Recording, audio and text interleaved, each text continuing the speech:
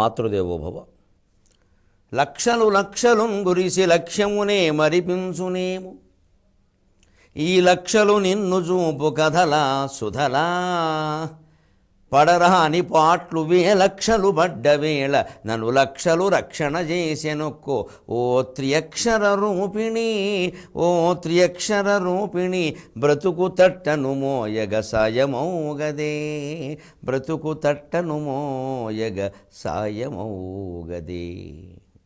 త్యాగంలో ఉన్న ఆనందం భోగంలో లేదనే విషయాన్ని మనకు అవగాహన కావిస్తూ ఉన్న మహాభారత కథాశ్రవణం కోసం ఎదురు చూస్తూ ఉన్న భక్తి టీవీ ప్రేక్షక మహాశయులందరికీ కవి బ్రహ్మ ఉభయ కవి మిత్రుడు తిక్కన సోమయాజి రచించిన ఆంధ్ర మహాభారతం ఆనుశాసనిక పర్వానికి సాగుతున్న సామాజిక వ్యాఖ్యలో 1534 భాగానికి స్వాగతం పలుకుతున్నాం.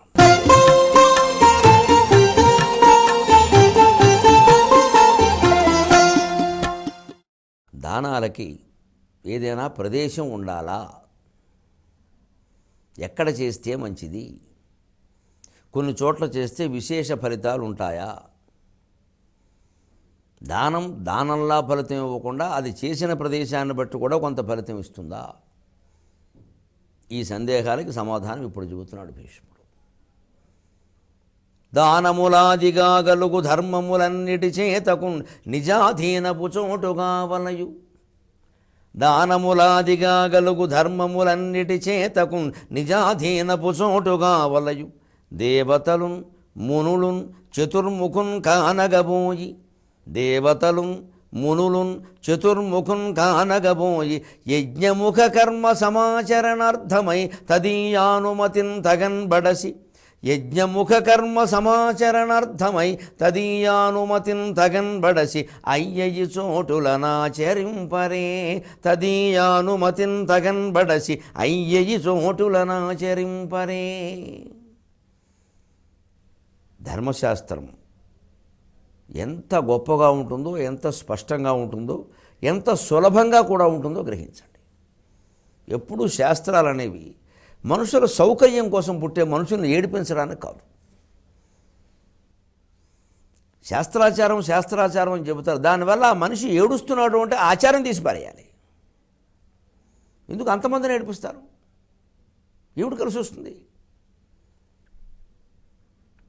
అక్కడ మానవత్వం పరిమళించాలి. ఎవరైనా ఓ భర్త పోయాడు, భార్య వెతంతో పలకరించడానికి అడుగుతాను, దానికి ఎన్ని రకాల సెంటిమెంట్లు ఆ చుట్టూ అల్లేస్తారోనండి. ఓ 100 మంది ఏదో క్యూ కొట్టినట్టు వెళ్ళడం, వాడు బోమని ఏడిచేయడం, వాడు చచ్చిపోయిందేమో అన్నట్టుగా. ఇది సహజమో కృత్రిమమో తెలియదు కానీ ఘోరంగా ఉంటాయండి ఇటువంటివి చూస్తుంటే. నాకు ఎందుకు పుట్టింది ఆచారం? వాడు పోయి ఆవిడ ఎడుతున్న వీడు పలకరింపులు ఇట్లా లేనిపోను కూడా ఎవరికి వీలైనప్పుడు వాళ్ళు పెడతారు, విడివిడిగా పలకరిస్తారు. దానికి ఓ ముహూర్తమా, ఓ అమావాస్య, ఓ మంగళవారమో, ఇన్ని శంకలు అవసరమా? ప్రమాదమా అంతా? అసలు పలకరించడం అనే పని దేనికి? ఆవిడని ఓదార్చడానికి కదా. ఇదేమైనా ప్రోగ్రామా ఓ 50 మంది కలిసి వెళ్ళడానికి? అందుకే శాస్త్రాచారాల విషయంలో ఎప్పుడు మానవత్వం అనే దాంతో ఆలోచన చేయాలండి. ఇప్పుడు ఆచారం వల్ల ఒకరిద్దరికి నష్టం కలుగుతుంది, అది పెద్ద విషయం కాదు. ఆర్థిక నష్టాలు పెద్ద విషయాలు కావు. అక్కడ ఆచారమే, ఖర్చు అవుతుంది, అక్కడ ఆచారమే.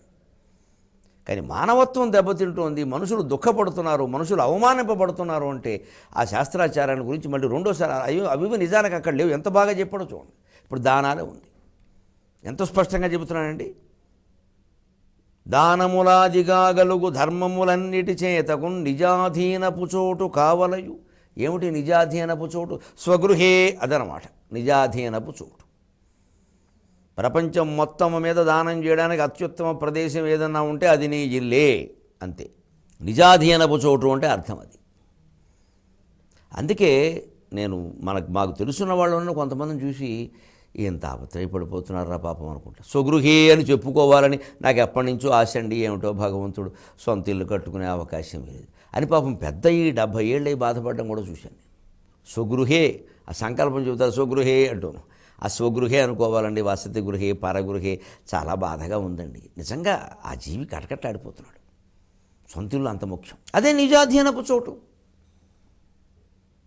ఏదో ఉపనయనం చేసుకుంటా మనకు దోచినట్టుగా చేసుకో. ఇక్కడ నీళ్లు పడ్డాయి, అక్కడ పడతాయి, మరి ఏమి పడకుండా కార్యాలు ఎలా అవుతాయి? అలాగే ఏదో అపరకర్మ చేసుకోవాలి, కాళ్ళు కడుగుతారు, నీళ్లు పడతాయి, అలా చుట్టూ తిరగమంటారు, పోయమంటారు. మన ఇల్లు అయితే మన ఇష్టం. పరా ఇంట్లో ఉంటే అలా కుదురుతుంది. దానం ఇవ్వాలి, ఆవును తీసుకొచ్చాం, పేడ వేసింది, ఎవరింట్లోనో ఉంటే మీ ఇంటి ముందు కూడా అలా పేడలు అవి ఉండడానికి వీల్లేదంటాడు వాడు వచ్చి.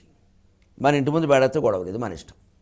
ఎప్పుడూ స్వగృహేని మించింది లేదు. అందుకని ఉన్నాయి తీర్థాలు, అవి కూడా చెబుతున్నాడు, తప్పు లేదు. కానీ అవి ముఖ్యమని ఇంకా భావించవద్దు. మన ఈ సొంతిల్లే ముఖ్యం. మన దగ్గరలో ఉన్న వాళ్ళకి, పేదవాళ్ళకి ఇవ్వడమే ముఖ్యం.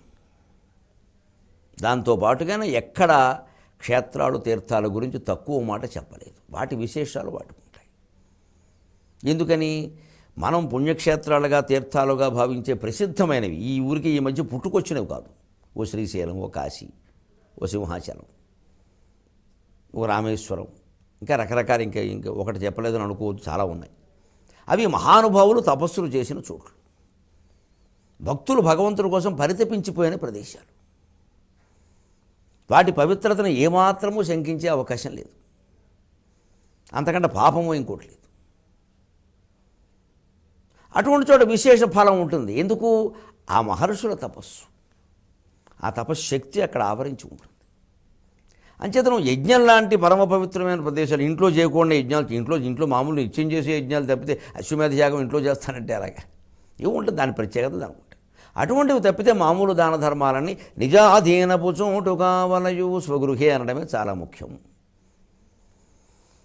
కానీ కొన్ని విశేషాలు ఉంటాయి. దేవతలున్ మునులున్ చతుర్ముఖున్ కానగబోయి యజ్ఞముఖ కర్మ సమాచరణార్థమై తదీయానుమతిన్ బడసి అయ్యయి చోటులను ఆచరింపరే. దేవతలు, మునులు కూడా పూర్వం కొన్ని రకాల ప్రత్యేక యజ్ఞాలు చేయాలి అనుకున్నప్పుడు బ్రహ్మదేవుడి దగ్గరికి వెళ్ళేవారు. చతుర్ముఖున్ గానగబోయి. బాగుంది, వీళ్ళకున్నది ఒకటే ముఖం, ఆయనకు 4 వైపులా 4 ముఖాలు ఉన్నాయి, ఎక్కడ బాగుందో ప్రదేశం చూసి చెబుతాడు. చతుర్ముఖున్ గానగబోయి యజ్ఞముఖ కర్మ సమాచరణార్థమై. యజ్ఞముఖ అంటే మొదలైన యజ్ఞాలు మొదలైనటువంటి ధర్మకర్మలు ఆచరించడానికి తదీయ అనుమతిన్ బడసి, తదీయ అనుమతిన్ తగన్ బడసి, ఆయన అనుమతిని పద్ధతిగా పొంది, అంటే ఆయన ఏమి ఇబ్బంది పెట్టకుండా. అంటే మళ్ళీ అనుమతిని తగన్ బడసి అని తిక్కనగారు ఊరికే వాడండి. అనుమతిని బడసి అంటే వేరు, అనుమతిని తగన్ బడసి అంటే వేరు.